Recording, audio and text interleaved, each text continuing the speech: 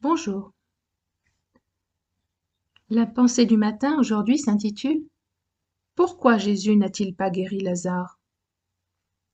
Je vais vous faire la lecture de Jean, chapitre 11, versets 1 à 46. Il y avait un homme malade, Lazare de Béthanie, village de Marie et de Marthe, sa sœur. C'était cette Marie qui oignit de parfum le Seigneur et qui lui essuya les pieds avec ses cheveux, et c'était son frère Lazare qui était malade. Les sœurs envoyèrent dire à Jésus, Seigneur, voici celui que tu aimes est malade. Après avoir entendu cela, Jésus dit, cette maladie n'est point à la mort, mais elle est pour la gloire de Dieu, afin que le Fils de Dieu soit glorifié par elle. Or Jésus aimait Marthe et sa sœur et Lazare. Lors donc qu'il eut appris que Lazare était malade, il resta 2 jours encore dans le lieu où il était, et il dit ensuite aux disciples, retournons en Judée. Les disciples lui dirent, Rabbi, les Juifs tout récemment cherchaient à te lapider, et tu retournes en Judée?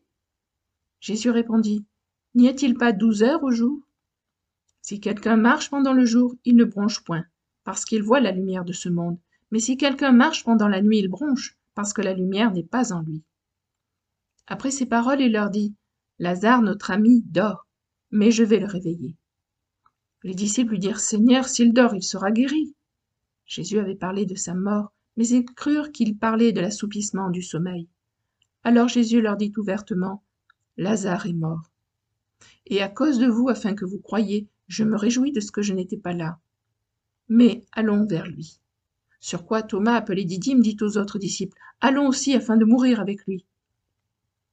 Jésus étant arrivé trouva que Lazare était déjà depuis 4 jours dans le sépulcre.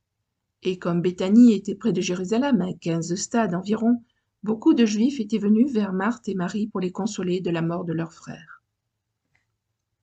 Lorsque Marthe apprit que Jésus arrivait, elle alla au-devant de lui, tandis que Marie se tenait assise à la maison. Marthe dit à Jésus, Seigneur, si tu eusses été ici, mon frère ne serait pas mort. Mais maintenant même je sais que tout ce que tu demanderas à Dieu, Dieu te l'accordera. Jésus lui dit, ton frère ressuscitera. Je sais, lui répondit Marthe, qu'il ressuscitera à la résurrection, au dernier jour. Jésus lui dit, je suis la résurrection et la vie. Celui qui croit en moi vivra, quand même il serait mort.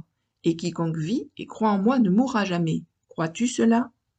Elle lui dit, oui, Seigneur. Je crois que tu es le Christ, le Fils de Dieu qui devait venir dans le monde. Ayant ainsi parlé, elle s'en alla, puis elle appela secrètement Marie sa sœur et lui dit, le Maître est ici et il te demande. Dès que Marie eut entendu, elle se leva promptement et alla vers lui. Car Jésus n'était pas encore entré dans le village, mais il était dans le lieu où Marthe l'avait rencontré. Les Juifs qui étaient avec Marie dans la maison et qui la consolaient, l'ayant vue se lever promptement et sortir, la suivirent, disant, elle va au sépulcre pour y pleurer. Lorsque Marie fut arrivée là où était Jésus, et qu'elle le vit, elle tomba à ses pieds et lui dit, Seigneur, si tu eusses été ici, mon frère ne serait pas mort. Jésus, la voyant pleurer, elle et les Juifs qui étaient venus avec elle, frémit en son esprit et fut tout ému. Et il dit, où l'avez-vous mis? Seigneur, lui répondirent-ils, viens et vois. Jésus pleura. Sur quoi les Juifs dirent, voyez comme il l'aimait. Et quelques-uns d'entre eux dirent, lui qui a ouvert les yeux de l'aveugle, ne pouvait-il pas faire aussi que cet homme ne mourût point?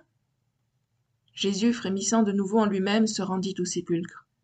C'était une grotte et une pierre était placée devant. Jésus dit, ôtez la pierre. Marthe, la sœur du mort, lui dit, Seigneur, il sent déjà, car il y a 4 jours qu'il est là. Jésus lui dit, ne t'ai-je pas dit que, si tu crois, tu verras la gloire de Dieu? Ils ôtèrent donc la pierre. Et Jésus leva les yeux en haut et dit, Père, je te rends grâce de ce que tu m'as exaucé. Pour moi, je savais que tu m'exauces toujours, mais j'ai parlé à cause de la foule qui m'entoure, afin qu'ils croient que c'est toi qui m'as envoyé. Ayant dit cela, elle cria d'une voix forte, Lazare, sors! Et le mort sortit, les pieds et les mains liés de bandes, et le visage enveloppé d'un linge. Jésus leur dit, déliez-le et laissez-le aller. Plusieurs des Juifs qui étaient venus vers Marie et qui virent ce que fit Jésus crurent en lui. Mais quelques-uns d'entre eux allèrent trouver les pharisiens et leur dirent ce que Jésus avait fait. Le verset qui nous occupe plus particulièrement aujourd'hui est le verset 37. Et quelques-uns d'entre eux dirent, lui qui a ouvert les yeux de l'aveugle, ne pouvait-il pas faire aussi que cet homme ne mourût point? Dieu ne fait pas toujours comme on l'aurait pensé ou voulu. Il est Dieu, et donc n'a de compte à rendre à personne, encore moins à de faibles créatures comme nous.